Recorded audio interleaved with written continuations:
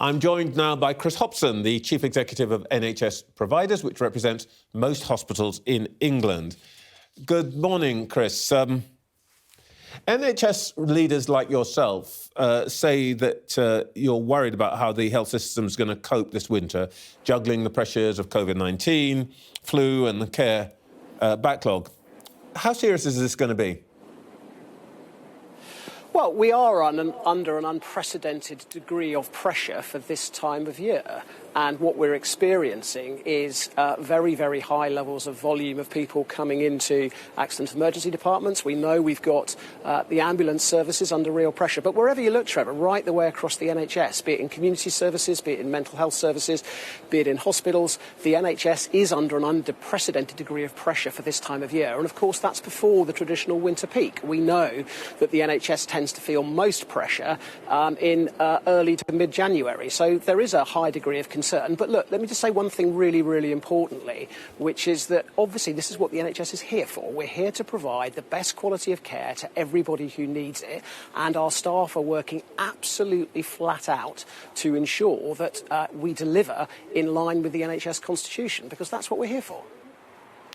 But elastic doesn't stretch infinitely, does it? I mean, Sajid Javid talked earlier this month about the potential for waiting lists to climb to 13 million. And he says, well, of course, that would be if they hadn't done anything. But how high do you think it could get? And could this be a moment of permanent damage to the NHS?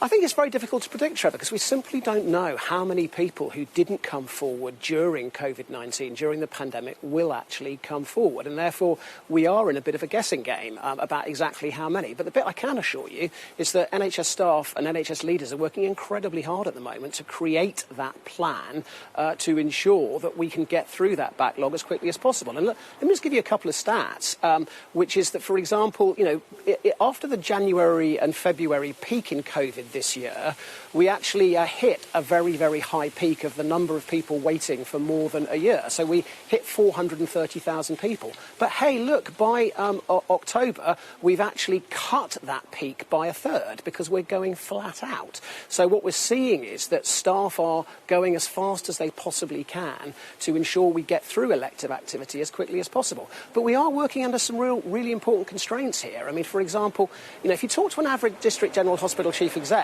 they'll probably have on average 500 beds. What they're saying to us at the moment is 75 of those beds are out of action because they're effectively, we've had to take them out for COVID infection control. 50 of them are currently filled by COVID patients, and 50 of them, they've got medically fit patients to discharge, but we can't discharge them, partly because of the pressure on social care has taken another big leap, and it's got significantly greater over the last few months. So you've got 175 of your 500 beds are out of action at a point. 35% of your bed base is out of action in terms of the non-COVID care. And we know that in winter we're using 98, 99, 100% capacity of those beds. So it's not entirely surprising that at this point, because of COVID, because of the pressure on social care, because of the workforce pressures, that we actually don't have the capacity in the NHS that we need. And that is one of the real things that everybody needs to realise. We've gone through a decade of the longest and deepest financial squeeze in NHS history. So we've not been able to grow our capacity to meet that growing demand. We're putting huge pressure on our workforce, and social care is continuing to come under greater pressure. And those four pressures have been growing for a decade, and effectively you can't just turn around and solve all of them by turning on a sixpence. It's going to take time for the NHS to get back to an even keel and to recover from COVID. We do know from experience, though, how that when we hit capacity, where the system gives, and that is in the fact that people have to wait. And particularly distressing, I think, is that they have to wait in emergencies. The Royal College of Emergency Medicine says that more than 4,500 people died following 12-hour waits in A&E department in England last year. Now, and there are reports of people dying in ambulances while waiting outside hospitals. I mean, are we going to see more of that this winter? Well, we know that what happens, Trevor, is that when pressure increases, the NHS doesn't break, it doesn't fall over, it doesn't reach a tipping point. What happens, exactly as you say, is that pressure comes on, waits, people have to wait longer. We know that patient safety becomes more at risk, and we also know that the quality of care comes under pressure. But again, I just really want to repeat this. This is what NHS staff are used to dealing with. I mean, to be frank, they're probably too used to dealing with it in terms of the degree of pressure that we're under. We will do everything we can to ensure we provide the best quality of care. But yes, you're right, the patient safety risk will increase. Trevor, the other thing that I think it's important to really talk about is the workforce. We've got 93,000 staff vacancies. We're spending £6 billion in terms of to cover those vacancies. And we're now asking the NHS to do the impossible. And as Nick Simons-Thomas was saying earlier, this week the government will be debating the Health and Care Bill. We've got to have a proper approach to long-term workforce planning. And Jeremy Hunt, with a group of cross-party MPs, Greens, SNP, Liberal Democrats, Labour, and a large number of Conservative MPs, are basically saying to the government, in their amendment to the Health and Care Bill this week, we have to have a proper approach to long-term workforce planning, and that will help us avoid this endless repetition of problems in winter. Thank you, because I wanted to come to this issue of staff.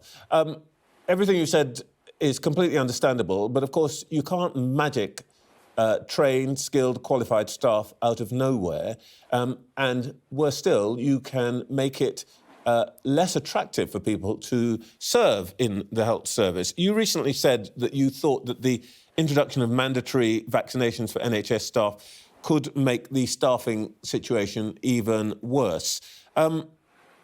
Why? And actually, do you think the government simply just ought to drop that plan? I think, Trevor, we know that life gets particularly difficult when you have two competing objectives and when you've got two sets of people who've got, in a sense, competing rights. And it's quite right. I mean, I've been very struck by the postbag I've had from patients who are saying, I think it's my right to ensure that I'm treated by a member of staff who's been double vaccinated, and I know whether they've been double vaccinated or not. Equally, I've had quite a few really strong emails and letters from members of staff who feel very strongly it's their human right to decide whether they get vaccinated or not, and they get to decide what they should put in their bodies. And the problem that you've got here is you've got those two conflicting rights. What we've said is we understand the logic as to why the government is going for mandatory vaccination, but what we've said really clearly is that they need to work with us over the next few months before that April deadline arrives so that we can ensure that as many staff as possible voluntarily kind of take up the vaccination. And we know that the best way of doing that is by having patient, encouraging, supportive conversations where we really understand why people have these misplaced, and they are misplaced, fears about why they shouldn't be vaccinated, work through with those concerns and then persuade them to be vaccinated. And again, what's particularly interesting is we know that there are particular demographic groups that have got high levels of vaccine hesitancy. We know, for example, that colleagues from black communities, we also know that women who are thinking of getting pregnant relatively soon, they're people who've got higher rates of vaccine hesitancy. And what our chief execs tell us is if you can have a peer-to-peer conversation with people from the same group explaining why some members of that group, most members of that group, have had the vaccination, it can be very successful. But we just need to do this in a calm, patient and encouraging and supportive way. Because if we don't, we really do face a major issue in terms of losing very significant members of staff just at the point when we can't afford to do so. Well, some of those people who are, as you put it, vaccine hesitant, they're medics, they are health practitioners. It's not like they're ignorant about this, and some just won't be persuaded. Where, in the end, are you going to come down on this? Are you going to say that ultimately, at some point, if people won't have the jab, they simply can't work in your hospitals? Well, that's where we've got to. That's what the government has been very clear about. We're waiting for the detailed guidance, but all of us in the NHS expect that if staff haven't been vaccinated by that 1st of April deadline, they will no longer be able to provide frontline care. I mean, there is obviously the opportunity to explore with people about whether we can redeploy them to non-frontline care areas, but that's what the government has decided needs to be done. But as I said, Trevor, the key is for us to work with our staff to try and maximise the number of people who do take up the vaccine voluntarily.